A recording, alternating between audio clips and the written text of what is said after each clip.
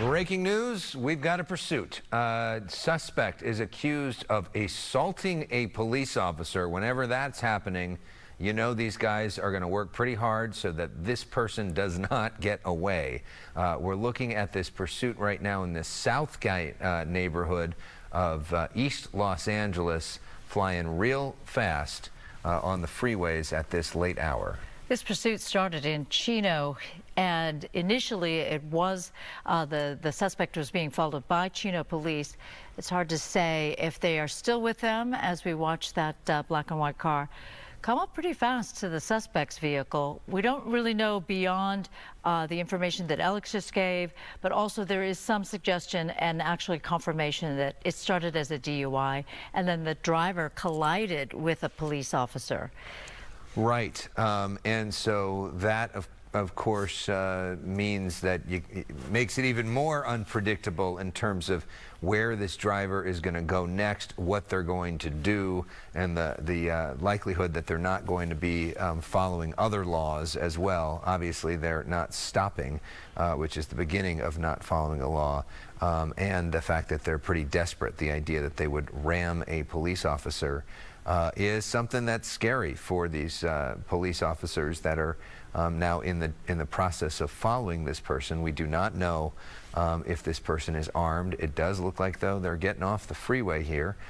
This is now in the streets of Compton. So we are getting off the freeway, and we'll see what happens next here. If they do have an opportunity to potentially try a pit maneuver or something to try to end this thing now that we are on side streets. And as you pointed out, Alex, the original warrant was for DUI, so we don't know to what degree this driver is impaired or still impaired. We've got Tim Lynn on the phone now. Tim, have you been watching this, and can you weigh in on what you think this driver is doing and thinking? Well, right now he's just trying to get away. I've been watching this for just a little bit here, and they have been holding back on it, letting the driver just work his way through the freeways. But now that they're down on surface streets, that changes the whole dynamic of the pursuit. But wanted for a felony for assault on a peace officer back in Chino, used to reported ramming another police unit there when they were trying to make a traffic stop. And so now it's just a matter of taking it down in the Compton area, and CHP will stick with it until they get in a little deeper here, and then once they figure out it's away from the freeway, they may give it over to the LA County sheriffs, because they are the ones that handle this area as well. So but luckily he's only driving at a slow rate of speed now. It looks like maintaining the lane pretty well and not really showing too much impairment as far as his driving skills. Right, 10:45 in the evening, not as much traffic as there would be earlier in the evening. We are now watching this suspect driving into the suburbs of Compton. Platt Avenue and Harris Avenue is what we're showing on the Smart Nav, going a mere 14 miles per hour. So that's pretty good. That's staying with what you would hope would be a safe speed. But again, the original warrant for this driver was DUI. So, you know, your judgment as well as your driving ability could be impaired. And when we say DUI, Tim, people assume that that is alcohol, but it may be other things, right? That's correct, yeah. Driving under the influence, it could be narcotics, it could be alcohol, it could be just prescription drugs that have, infected Cannabis. this person in a way. And also to you have to always think, too, a medical condition that has had this. Now, a diabetic in a diabetic state will act just like somebody who is intoxicated with alcohol. And you have to be really careful on things like that, and they will drive just like that. But this person here, as you can see, maintaining the lanes really well, for making the turns smoothly, and there's not any jerkiness to the driving or anything of that sort. But CHP is just going to, wait and see what this driver is going to do. And yes, they'll can do the pit maneuver, they can do a spike strips at these speeds, a lot of things in the toolbox that they can use. But right now, there just seems like they're going to stay behind it, follow it till it comes to an end, or the driver decides just to pull over and stop. But there may be an opportunity here if he starts to make a turn or gets into an area where CHP feels comfortable with a pit. They will do it. But, well, that's CHP through a red light right there, so the driver is not following all the traffic laws. Yeah, and when he says a pit maneuver, that means a pursuit intervention technique. which is typically done like between 30, 50 miles an hour, where the officers will drive up and basically spin the car from the side to try to stop it from moving forward and intervene in that pursuit and bring it to an end. Sometimes they work, they don't always work. They usually try to do that in an area where there isn't a lot of other stuff around, including cars, certainly people, that could potentially get hit. So is there an open area where they can move in and do that and try to bring this thing to an end, or do they sort of let it go? And I'm curious, Tim, their thought process, is law enforcement less aggressive if the suspect is less aggressive? It all depends. It all depends on what's going on with the suspect. What we don't know is what intelligence they have on the driver. They may know who this driver is, and the car may be registered in this area, and at this point they're playing the cards that maybe that person will just drive home and pull into their driveway. We've seen that multiple times. So they have a lot more information than we do here in the media, so they're going to work with that information. Now, as far as when a pit maneuver is done, if the officer, as the lead car, has been authorized to do the pit, that officer will make the determination when that pit is done. He'll radio to the two cars behind him, stand by, I'm going to take him at the next intersection, or I'm going to do... And Tim, let me just interject and say that was sort of an interesting time period. I guess Here we go. Here we go. There it is. There's the pit. At least an attempt. There it is. Just as you called it. And now the driver's moving backwards. Will it be enough to disable the driver completely? Is the driver done? Disable the car. Yeah, hopefully the jam cars will come in and jam the side and the front to keep him from going away. Because what normally happens on this vehicle, if the computer determines that the car is going backward in drive, normally it will shut off the fuel and turn off the engine. It's a safety feature that most cars have now. So right now they're going to have to wait and see what goes on here. Now the driver can restart that car with ease and drive out of this. That's why I was saying they should have a jam car maybe a little bit closer in there so they could disable or block it from going. But hopefully the pet driver now cooperates, gives up, gets out of the car. Hand out of the window. That suggests that the driver will cooperate with the police, at least at this point.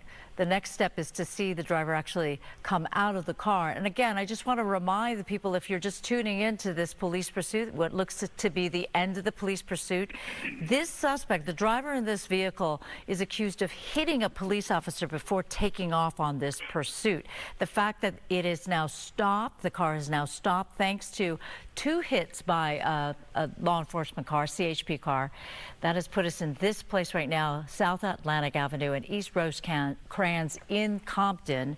Right. So we're watching to see whether the driver will come out and follow the orders, which includes hands up, get out of the car. You notice that the police officers are behind their doors, waiting to see what happens next. Because of what this person has already accused of doing. I mean, we didn't see that part ourselves with the chopper. If they've already rammed a police officer with the car, they have to worry about the idea that he could just keep driving and drive right into their car right now, too. It's tough to get a good sense in that car. It looks like it's probably one driver and not a passenger, but hard to tell exactly from this situation. It looked like there was something, at least something on the passenger side, but perhaps not a person. Meantime, after seeing the one hand come out of the vehicle, we haven't seen anything else that suggests that the driver is thinking, okay, time to get out and surrender. Yeah. Did you see all those CHP officers out with their guns drawn? I mean, there's nothing, Tim, to stop this guy from turning the car on, putting the car in reverse, spinning around, and keeping going, right? I mean, there's nobody... Unless the car's disabled somehow. I mean, like, well, mechanically disabled. Well, more likely, unless it has the emergency shut-off on the gas where you have to manually reset the pump, normally it's just the computer shuts off the engine. Now, if you put it into park, turn off the key, turn it back on, it will start. But some of the vehicles nowadays have a system that actually turns off the pump for the fuel to come to the engine. So if it's that, it has to be mechanically reset.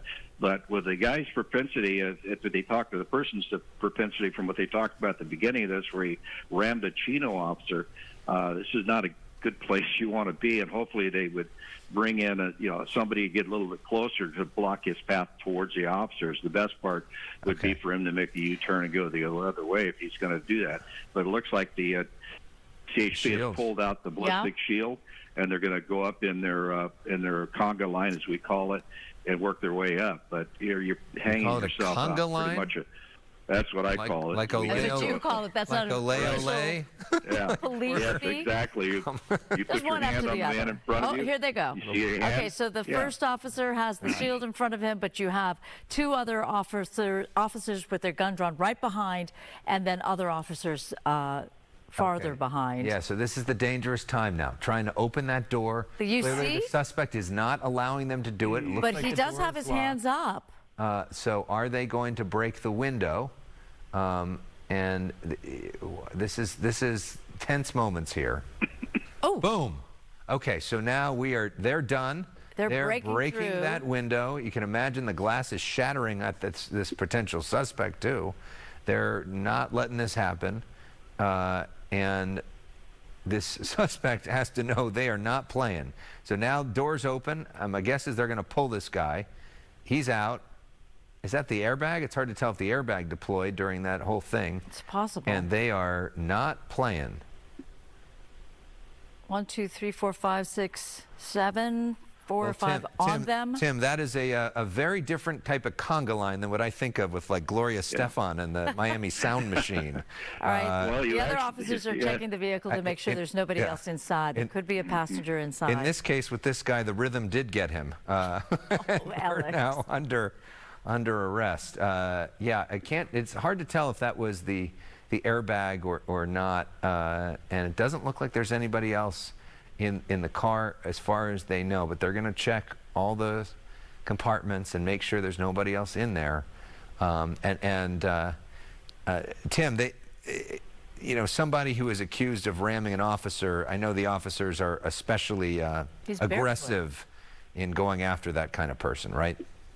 Well, you're on high alert when you go up there. My prior law enforcement experience and my feelings were very high there when they were hanging themselves out there to dry between the police cars and the suspect vehicle.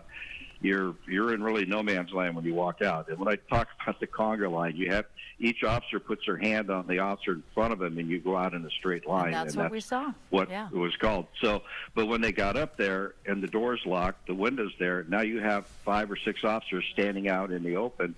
And like we were talking, had this driver decided to back away or drive away, it could have been a completely different scenario. But hopefully the CHP had a lot of information on this driver.